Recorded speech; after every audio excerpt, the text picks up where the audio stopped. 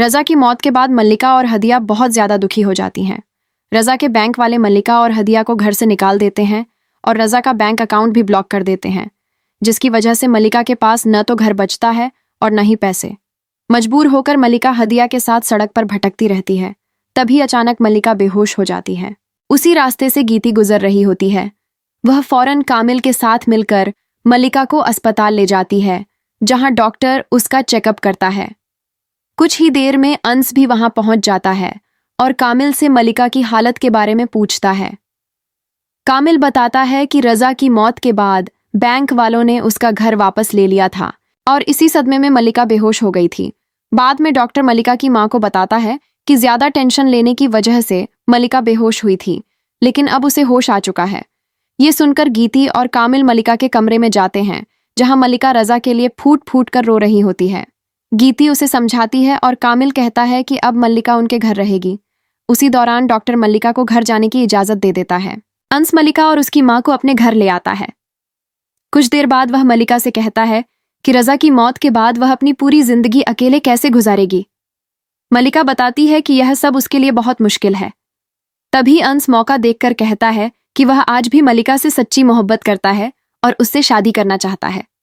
ये सुनकर मल्लिका को बहुत गुस्सा आ जाता है। वह अंस को याद दिलाती है कि उसकी मंगनी हो चुकी है और उसे शर्म आनी चाहिए कि रज़ा की मौत को अभी ज्यादा दिन भी नहीं हुए और वह शादी की बात कर रहा है। ये सुनकर अंस गुस्से में अपने कमरे में चला जाता है। कुछ समय बाद मल्लिका दोबारा अपनी कहानी लिखने लगती है। एक दिन अंस उससे माफी मांगता है और कहता है कि क्या वे पहले की तरह दोस्त बन सकते हैं। मल्लिका हाँ कह देती है और बताती है कि उसने फिर से लिखना शुरू कर दिया है, जिस पर अंस वादा करता है कि वह उसकी कहानी को ड्रामा इंडस्ट्री तक जरूर पहुंचाएगा। कुछ वक्त बाद मल्लिका अपनी जिंदगी पर आधारित एक अधूरी सी कहानी लिखती है, जिसका नाम पामाल होता है। कहानी पूरी होते ही वह अंस को कॉल करती है, जो तुरंत आकर उसे प्रोड्यूसर के पास ले जाता है। प्रोड्यूसर कहानी पढ़कर हैरान रह जाता है और कहता है कि ऐसी कहानी पहले कभी नहीं लिखी गई। वह मल्लिका को भरोसा देता है कि इस पर ड्रामा बनाया जाएगा और दुआ करता है कि लोग इसे पसंद करें। यह सुनकर मल्लिका बहुत खुश हो जाती है। उसी दौरान मल्लिका की मामी आकर अंस को बताती है कि उसकी मंगनी हो चुकी है और अब उसकी शादी होगी। अंस कहता है कि वह मल्लिका के अलावा किसी और से शादी नहीं करेगा, लेकिन मल्लिका उसे समझाती है कि अगर वह उससे सच्ची मोहब्बत करता है तो मामी की बात मानकर उस लड़की से शादी कर ले।